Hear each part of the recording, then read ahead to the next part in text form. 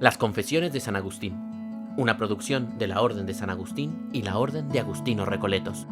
Libro 1. Infancia y niñez de Agustín en Tagaste y Madaura, los primeros 15 años.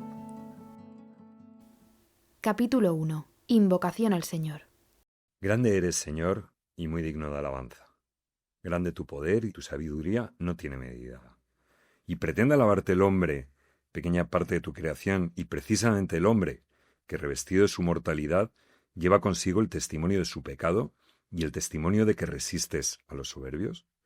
Con todo, quiere alabarte el hombre, pequeña parte de tu creación. Tú mismo le excitas a ello, haciendo que se deleite en alabarte, porque nos has hecho para ti, y nuestro corazón está inquieto hasta que descanse en ti.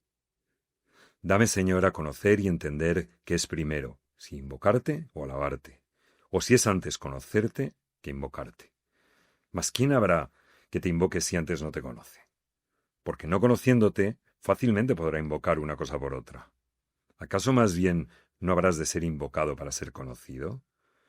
Pero ¿y cómo invocarán a aquel en quien no han creído? ¿Y cómo creerán si no se les predica? Ciertamente, alabarán al Señor los que le buscan, porque los que le buscan le hallan, y los que le hallan le alabarán. Que yo, Señor, te busque invocándote y te invoque creyendo en ti, pues me has predicado. Te invoca, Señor, mi fe, la fe que tú me diste e inspiraste por la humanidad de tu Hijo y el ministerio de tu mensajero. Capítulo 2. ¿Cómo invocar al Señor? Pero ¿cómo invocaré yo a mi Dios y mi Señor? Porque ciertamente, al invocarle, le estoy llamando para que venga a mí. ¿Y qué lugar hay en mí a donde venga mi Dios a mí?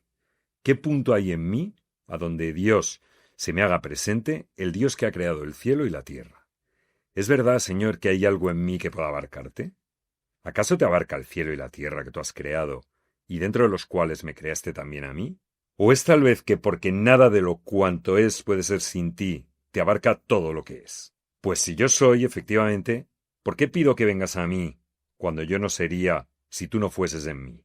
No he estado aún en los abismos, mas también allí estás tú. Pues aunque descendiera al Seol, allí estás tú. Nada sería yo, Dios mío, nada sería yo en absoluto si tú no estuvieses en mí.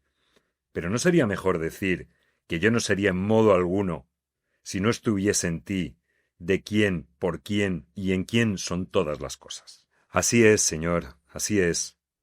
Pues ¿a dónde te invoco estando yo en ti? ¿O de dónde has de venir a mí? ¿O a qué parte fuera del cielo y de la tierra me habré de ir para que desde allí venga mi Dios a mí, Él que ha dicho, yo lleno el cielo y la tierra? Capítulo 3. Inmensidad de Dios, imposible de ser englobada. ¿Te engloba acaso el cielo y la tierra por el hecho de que los llenas?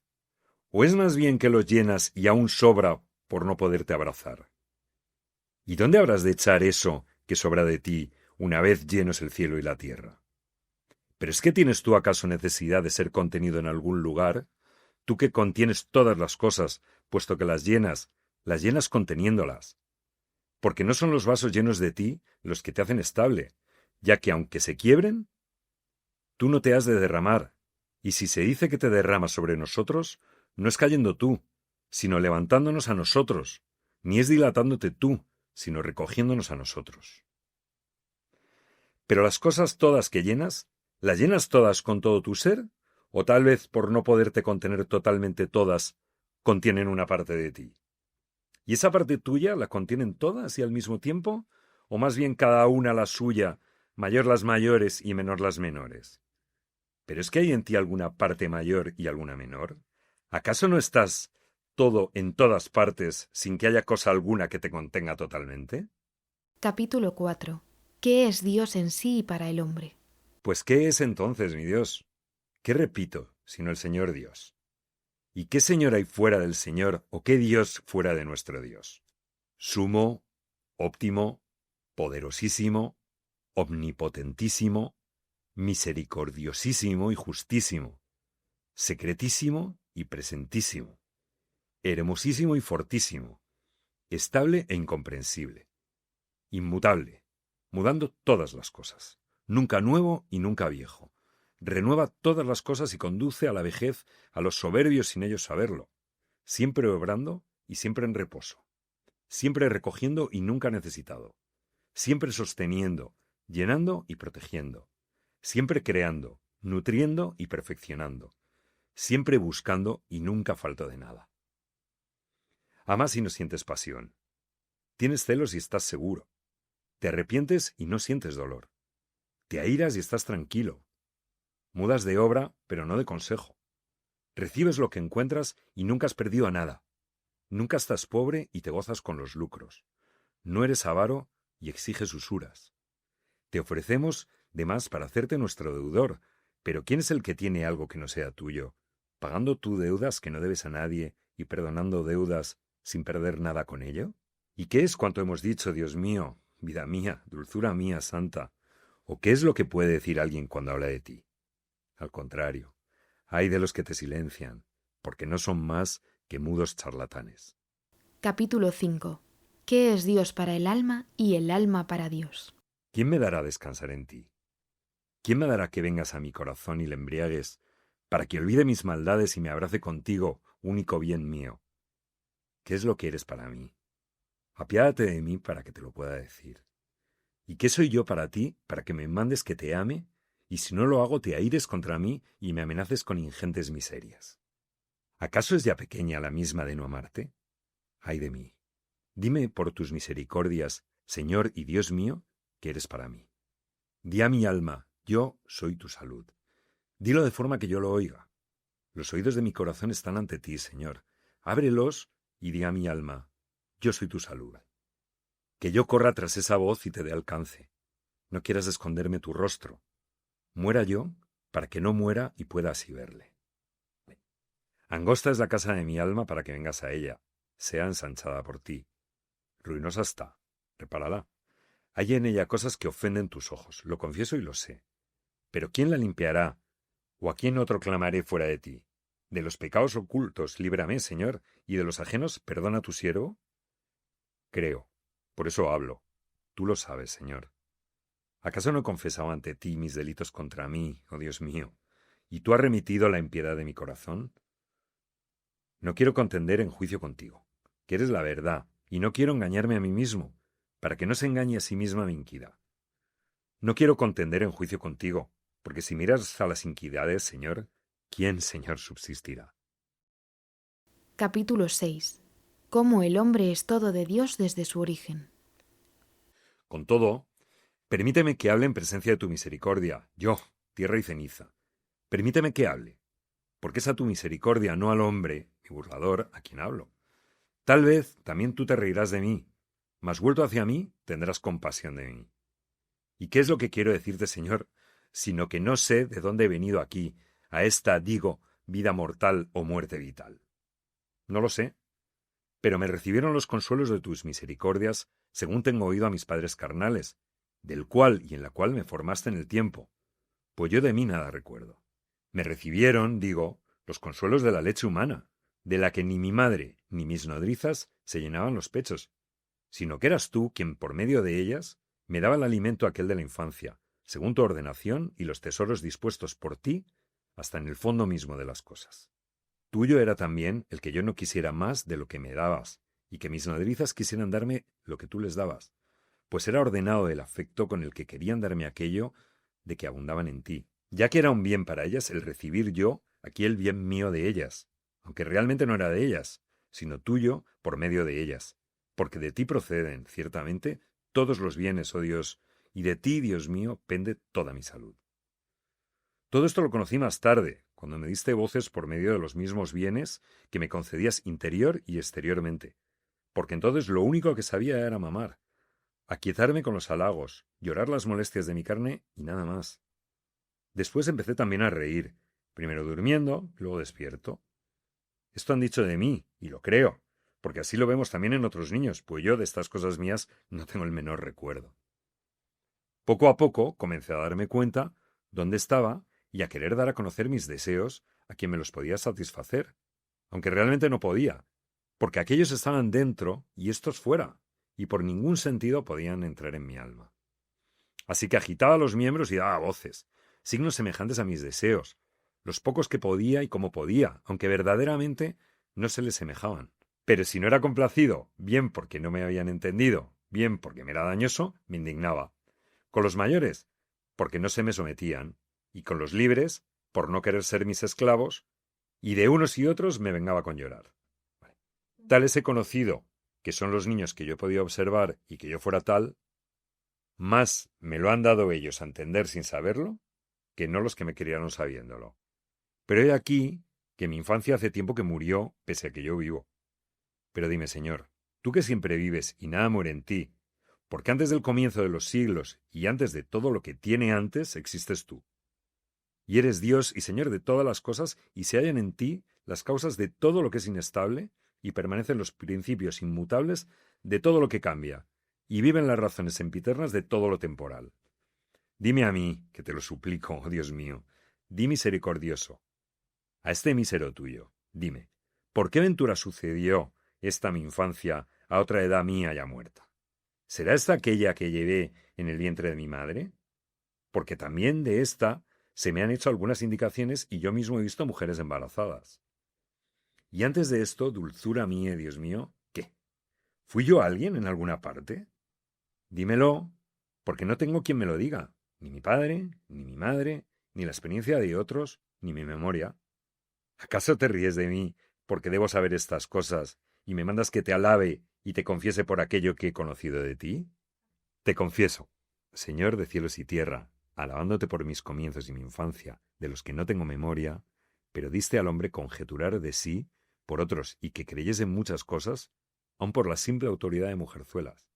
Porque al menos yo existía entonces, vivía. Y ya al fin de la infancia buscaba signos con que dar a los demás a conocer las cosas que yo sentía. ¿De dónde podía venir, en efecto, un tal animal sino de ti, Señor? ¿Acaso hay algún artífice de sí mismo? ¿Por ventura hay alguna otra vena por donde corra a nosotros el ser y el vivir, fuera del que tú causas en nosotros, Señor? ¿En quien el ser y el vivir no son cosa distinta, porque eres el sumo ser y el sumo vivir? Sumo eres, en efecto, y no te mudas, ni camina por ti el día de hoy. No obstante que por ti caminen, puesto que en ti están ciertamente todas estas cosas, y no tendrían camino por donde pasar si tú no las contuvieras. Y porque tus años no fenecen, tus años son un constante hoy. ¿O cuántos días nuestros y de nuestros padres han pasado ya por este tu hoy y han recibido de él su modo y de alguna manera han existido? ¿Y cuántos pasarán aún y recibirán su modo y existirán de alguna manera? Mas tú eres uno mismo, y todas las cosas del mañana y más allá, y todas las cosas de ayer y más atrás, en ese hoy las haces, y en ese hoy las has hecho. ¿Qué importa que alguien no entienda estas cosas? Gócese aún diciendo, ¿qué es esto? Gócese aún así y desee más encontrarte, no indagando, que indagando no encontrarte. Capítulo 7. Agustín confiesa los pecados de la infancia. Escúchame, oh Dios, ay de los pecados de los hombres. Y esto lo dice un hombre, y tú te compadeces de él por haberlo hecho, aunque no el pecado que hay en él. ¿Quién me recordará el pecado de mi infancia? Ya que nadie está de ti limpio de pecado, ni aun el niño cuya vida es de un solo día sobre la tierra. ¿Quién me lo recordará? ¿Acaso cualquier chiquito o párvulo de hoy, en quien veo lo que no recuerdo de mí? ¿Y qué era en lo que yo entonces pecaba? ¿Acaso en desear con ansia el pecho llorando? Porque si ahora hiciera yo esto, no con el pecho, sino con la comida propia de mis años, deseándola con tal ansia, justamente fuera mofado y reprendido. Lo dignas eran de represión las cosas que hacía yo entonces. Mas como no podía entender a quién me reprendiera, ni la costumbre ni la razón sufrían que se me reprendiese. La prueba de ello es que según vamos creciendo, estirpamos y arrojamos estas cosas de nosotros. Y jamás he visto a un hombre cuerdo que al tratar de limpiar una cosa arroje lo bueno de ella. ¿Acaso aún para aquel tiempo era bueno pedir llorando lo que no se podía conceder sin daño, indignarse acremente con las personas libres que no se sometían, y aun con las mayores, y hasta con mis propios progenitores, y con muchos otros, que más prudentes no accedían a las señales de mis caprichos, esforzándome yo por hacerles daño con mis golpes en cuanto podía, por no obedecer a mis órdenes a las que hubiera sido pernicioso obedecer? ¿De aquí se sigue que lo que es inocente en los niños es la debilidad de los miembros infantiles, no el alma de los mismos? Vi yo y hube de experimentar cierta vez a un niño celoso. Todavía no hablaba y ya miraba pálido y con cara amargada a un hermano suyo de leche. ¿Quién hay que ignore esto? Dicen que las madres y nodrizas pueden conjurar estas cosas con no sé qué remedios. Yo no sé qué se pueda tener por inocencia, no sufrir por compañero, en la fuente de leche que emana copiosa y abundante, al que está necesitadísimo del mismo socorro, y que sólo con aquel alimento sostiene la vida. Pero se tolera indulgentemente con estas faltas, no porque sean nulas o pequeñas, sino porque se espera que con el tiempo han de desaparecer. Por lo cual, aunque lo apruebes, si tales cosas las hallamos en alguno entrando en años, apenas si las podemos llevar con paciencia. Así pues, Señor y Dios mío, tú que de niño me diste vida y un cuerpo, al que dotaste, según vemos, de sentidos, y compaginaste de miembros, y vestiste de hermosura, y adornaste de instintos animales, con que atender al conjunto e incolumidad de aquel, tú me mandas que te alabe por tales dones, y te confiese y cante a tu nombre, oh Altísimo, porque serías Dios omnipotente y bueno, aunque no hubieras creado más que estas solas cosas, que ningún otro puede hacer más que tú. Eres el único, de quien procede todo ser, hermosísimo, que das forma a todas las cosas y con tu ley las ordenas todas. Vergüenza me da, Señor, tener que asociar a la vida que vivo en este siglo aquella edad que no recuerdo haber vivido, y sobre la cual he creído a otros, y yo conjeturo haber pasado, por verlo así en otros niños, bien que esta conjetura merezca toda fe. Porque en lo referente a las tinieblas en que está envuelto mi olvido de ella corre, parejas con aquella que vivía en el seno de mi madre. Ahora bien, si yo fui concebido en iniquidad y me alimentó en pecados mi madre en su seno, ¿dónde, te suplico, Dios mío, dónde, Señor, yo, tu siervo, dónde o cuándo fui yo inocente? Mas ved, que ya callo aquel tiempo.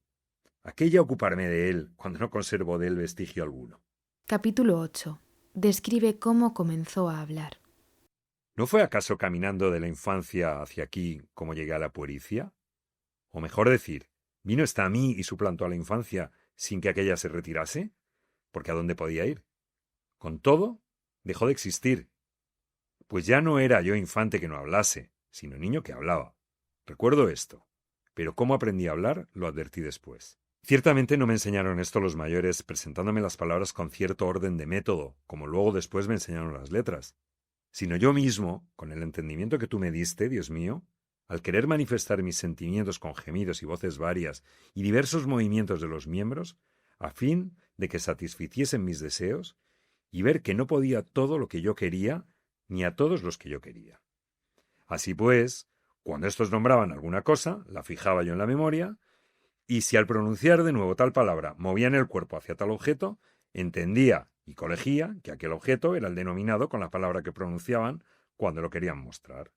Que esta fuese su intención, lo deducía yo de los movimientos del cuerpo, que son como las palabras naturales de todas las gentes, y que se hacen con el rostro y el guiño de los ojos y cierta actitud de los miembros y el tono de la voz, que indican los afectos del alma para pedir, retener, rechazar o huir alguna cosa.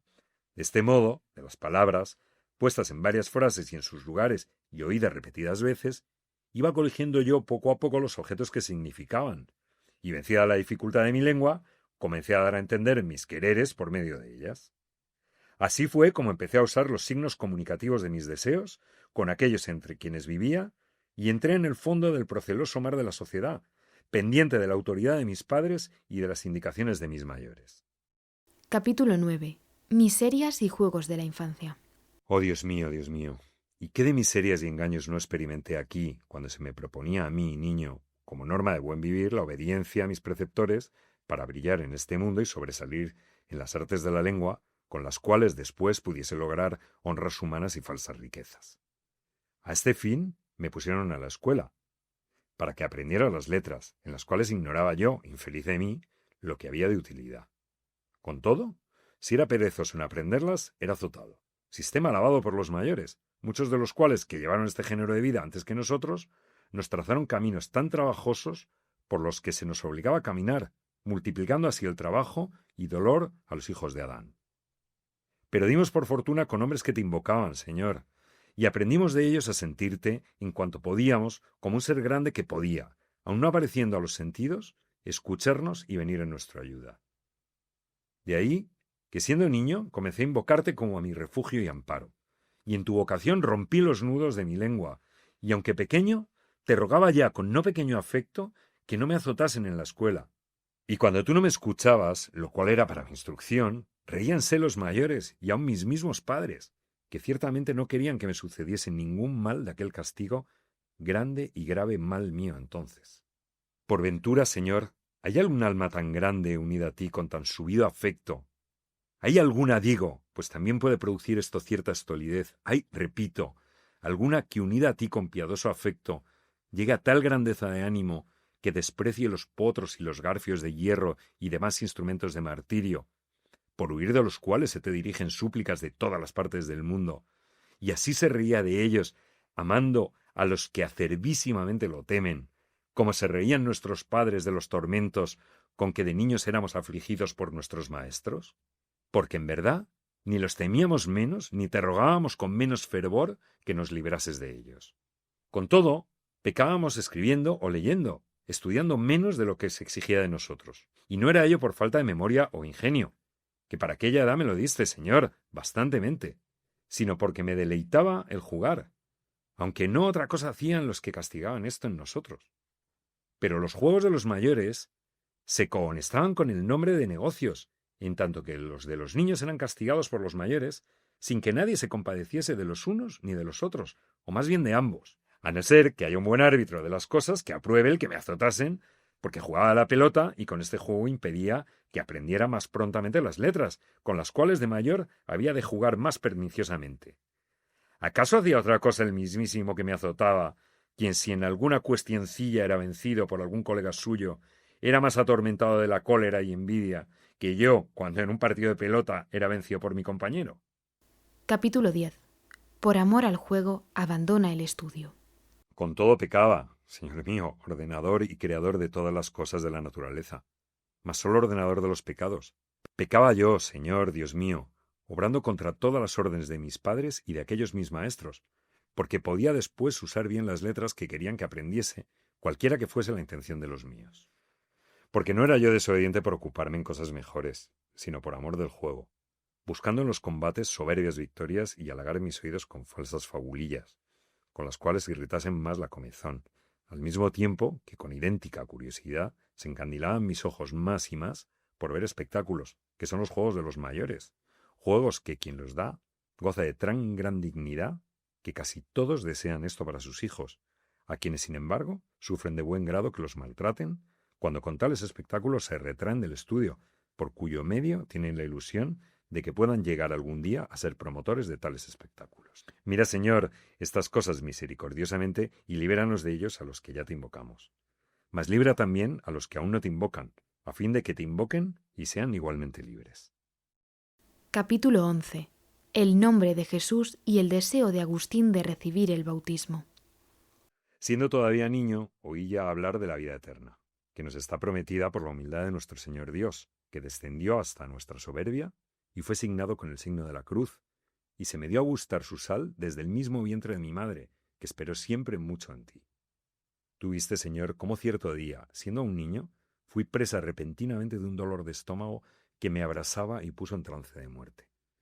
Tú viste también, Dios mío, pues eras ya mi guarda, con qué fervor de espíritu y con qué fe solicité de la piedad de mi madre y de la madre de todos nosotros, tu Iglesia, el bautismo de tu Cristo, mi Dios y Señor. Se turbó mi madre carnal, porque me paría con más amor en su casto corazón en tu fe para la vida eterna, y ya había cuidado presurosa de que se me iniciase y purificase con los sacramentos de la salud, confesándote, oh mi Señor Jesús, en remisión de mis pecados, cuando he aquí que de repente comencé a mejorar.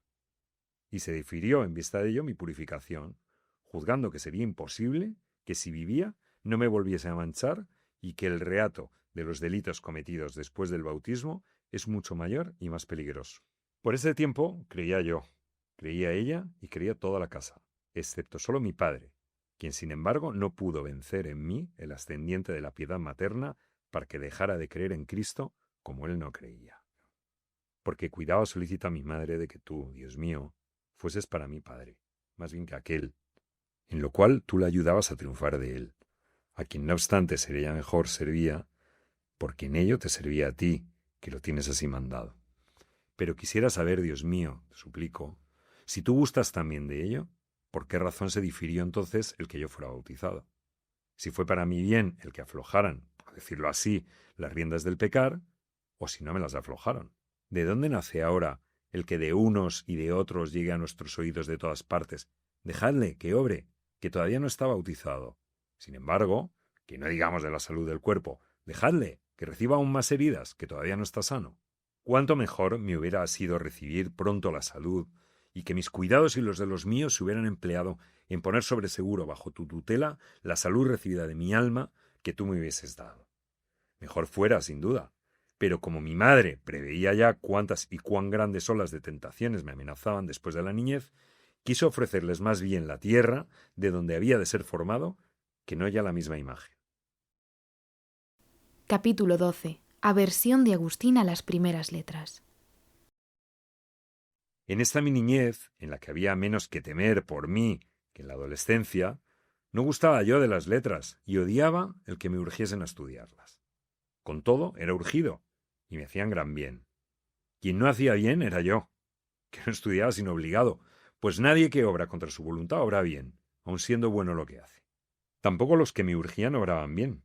Antes todo el bien que recibía me venía de ti, Dios mío, porque ellos no veían otro fin que yo pudiera encaminar aquellos conocimientos que me obligaban a aprender, sino a saciar el insaciable apetito de una abundante escasez y de una gloria ignominiosa.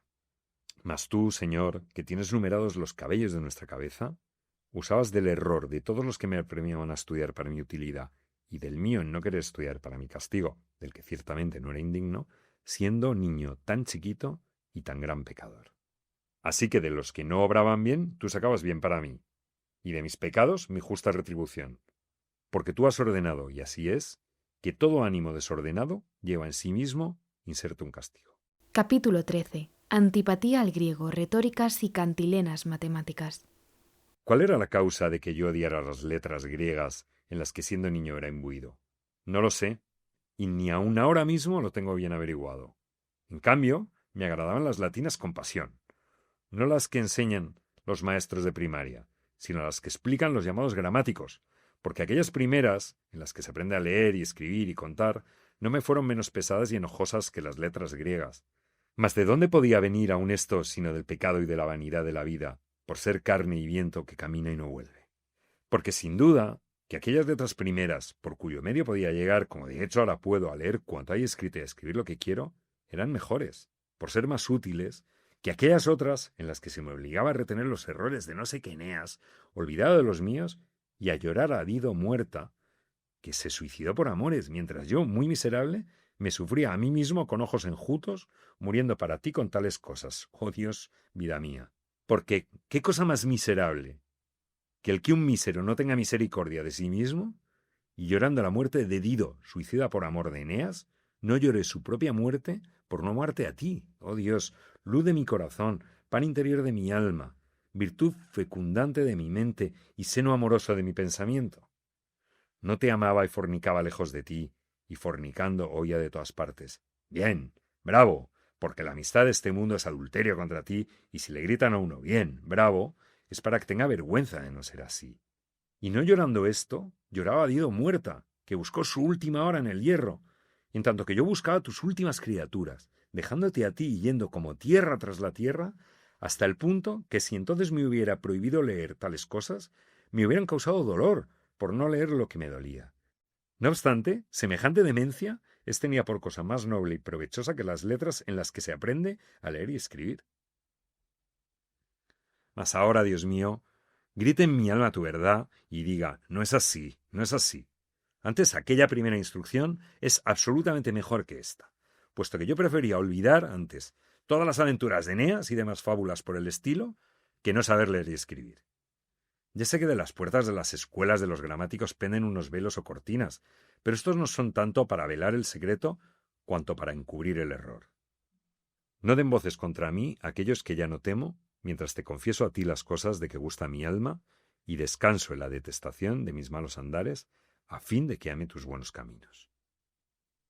No den voces contra mí los mercaderes de gramática, porque si les propongo la cuestión de si es verdad que Eneas vino alguna vez a Cartago, como afirma el poeta, los indoctos me dirán que no lo saben, y los entendidos que no es verdad. Pero si les pregunto con qué letras se escribe el nombre de Eneas, todos los que han estudiado me responderán lo mismo, conforme al pacto y convenio por el que los hombres han establecido tales signos entre sí. Igualmente, si les preguntare que sería más perjudicial para la vida humana olvidarse a uno saber leer y escribir, o todas las ficciones de los poetas, ¿quién no ve lo que le responderían de no estar fuera de sí? Luego erraba yo, Dios mío, en aquella edad, al anteponer aquellas cosas vanas a estas provechosas, arrastrado únicamente del gusto. O mejor decir, al amar aquellas y odiar estas, porque odiosa canción era para mí aquel 1 y 1 son 2, 2 y 2 son 4, en tanto que era para mí espectáculo dulcísimo y entretenido la narración del caballo de madera lleno de gente armada y el incendio de Troya y la sombra de Creusa. Capítulo 14. Odio al griego y amor al latín. Pues ¿por qué odiaba yo entonces la gramática griega en las que tales cosas se cantan? Porque también Homero es perito en tejer tales fabulillas y dulcísimamente vano, aunque para mí de niño fue bien amargo. Yo creo que igualmente les será Virgilio a los niños griegos cuando se les apremie a aprender como a mí a Homero. Y es que la dificultad, sí, la dificultad de tener que aprender totalmente una lengua extraña era como una hiel que rociaba de amargura todas las dulzuras griegas de las narraciones fabulosas.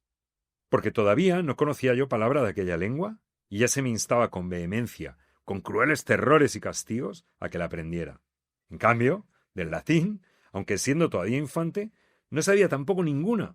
Sin embargo, con un poco de atención, lo aprendí entre los halagos de las nodrizas y las chanzas de los que se reían y las alegrías de los que las juzgaban, sin miedo alguno ni tormento. Lo aprendí, digo, sin el grave apremio del castigo, acuciado únicamente por mi corazón, que me apremiaba a dar luz a sus conceptos, y no hallaba otro camino que aprendiendo algunas palabras, no de los que las enseñaban, sino de los que hablaban, en cuyos oídos iba yo depositando cuanto sentía. Por aquí se ve claramente cuánta mayor fuerza tiene para aprender estas cosas una libre curiosidad que no una coactiva necesidad. Porque se amortiguan con esta los excesos de aquella según tus leyes, oh Dios, según tus leyes que van desde las férulas de los maestros hasta los tormentos de los mártires. Sí, según tus leyes, Señor, que pueden acibararnos con saludables amarguras que nos vuelven a ti de venenosas diversiones por las que nos habíamos apartado de ti. Capítulo 15. Consagra a Dios cuanto aprendió de niño. Oye, Señor, mi oración, a fin de que no desfallezca mi alma bajo tu disciplina, ni me canse en confesar tus misericordias, con las cuales me sacaste de mis pésimos caminos, para serme dulce sobre todas las dulzuras que seguí, y así te ame fortísimamente y estreche tu mano con todo mi corazón y me libres de toda tentación hasta el fin. He aquí, Señor, que tú eres mi Rey y mi Dios, pues cedo en tu servicio cuanto útil aprendí de niño, y para tu servicio sea cuanto hablo, escribo, leo y cuento. Pues cuando aprendí aquellas vanidades, tú eras el que me dabas la verdadera ciencia, y me has perdonado ya los pecados de deleite cometidos en tales vanidades. Mucho vocabulario útil aprendí en ellas, es verdad, pero también se pueden aprender en las cosas que no son vanas, y este es el camino seguro por el que deberían caminar los niños. Capítulo 16. Reprueba ciertos métodos de enseñar las letras humanas. Mas ay de ti, oh río de la costumbre humana. ¿Quién hay que te pondrá dique? ¿Cuándo no te secarás? ¿Hasta cuándo dejarás de arrastrar a los hijos de Eva a ese mar inmenso y espantoso que apenas logran pasar los que subieren sobre el leño? ¿Acaso no fue en ti donde yo leí la fábula de Júpiter tonante y adulterante? Cierto es que no puedo hacer ambas cosas. Pero así se fingió para autorizar la imitación de un verdadero adulterio con el engaño de un falso trueno. Con todo, ¿quién es de los maestros que llevan pénula el que oye con oído sano a uno de su misma profesión que dogmatiza clamando «Fingía estas cosas Homero y trasladaba las cosas humanas a los dioses, pero yo más quisiera que hubiera pasado las divinas a nosotros»? Aunque más verdadero sería decir que fingió estas cosas aquel, atribuyendo las divinas a hombres corrompidos, para que los vicios no fuesen tenidos por vicios y cualquiera que los cometiese pareciese que imitaba a dioses celestiales, no a hombres perdidos. Y sin embargo, oh río infernal, en tus aguas se precipitan los hijos de los hombres, incluso pagando honorarios por aprender tales perversiones. Y se tiene, por gran espectáculo, poder hacer esto en el foro público al amparo de las leyes que determinan, a más de los honorarios, los salarios que se han de dar a los actores. Y golpeas tus cantos y gritas diciendo, aquí se aprende vocabulario, aquí se adquiere elocuencia, sumamente necesaria para persuadir y exponer el propio pensamiento. Como si no pudiéramos aprender estos vocablos: lluvia, dorado, regazo, disfraz, bóveda celeste, y otras más que se hallan escritas en dicho lugar.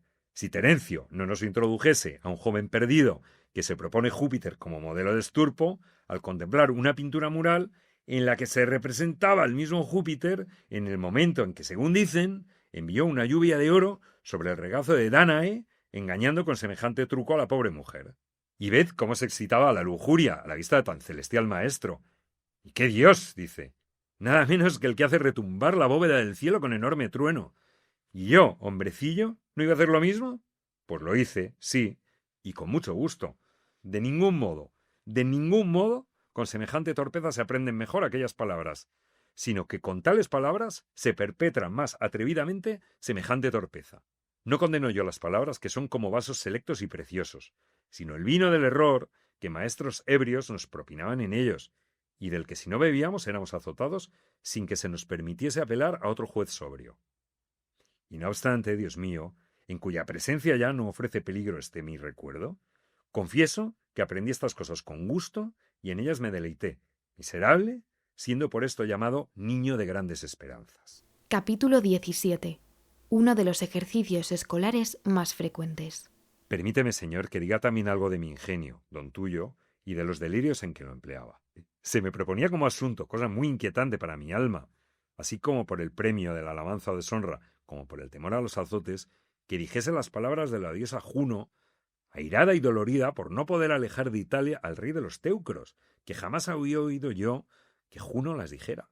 Pero se nos obligaba a seguir los pasos errados de las ficciones poéticas y a decir algo en prosa de lo que el poeta había dicho en verso, diciéndolo más elogiosamente aquel, que conforme a la dignidad de la persona representada, sabía pintar con más viveza y similitud y revestir con palabras más apropiadas los afectos de ira o dolor de aquella.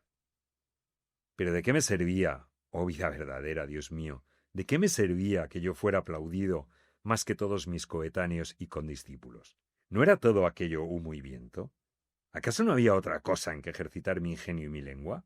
Tus alabanzas, Señor, tus alabanzas contenidas en tus escrituras, debieran haber suspendido el pámpano de mi corazón, y no hubiera sido arrebatado por la vanidad de unas bagatelas víctima de las aves, porque no es de un solo modo como se sacrifica a los ángeles transgresores.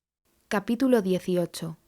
Reprobación de la norma gramatical antepuesta a la norma moral. Pero qué milagro que yo me dejara arrastrar de las vanidades y me alejara de ti, Dios mío, cuando me proponían como modelos que imitar a unos hombres que, si al contar alguna de sus acciones no malas, eran notados de algún barbarismo o solecismo, se llenaban de confusión y, en cambio, cuando eran alabados por referir con palabras castizas y apropiadas de modo elocuente y elegante sus deshonestidades, se hinchaban de vanidad. Tú ves, Señor, estas cosas y callas magnánimo y lleno de misericordia y veraz. Pero callarás para siempre.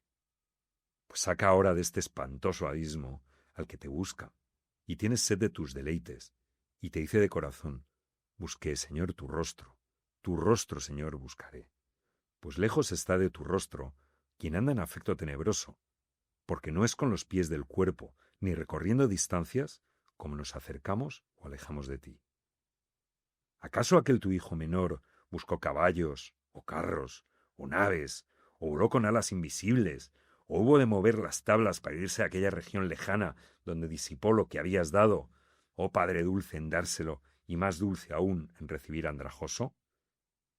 Así pues, estar en afecto libidinoso es lo mismo que estarlo en tenebroso y lo mismo que estar lejos de tu rostro.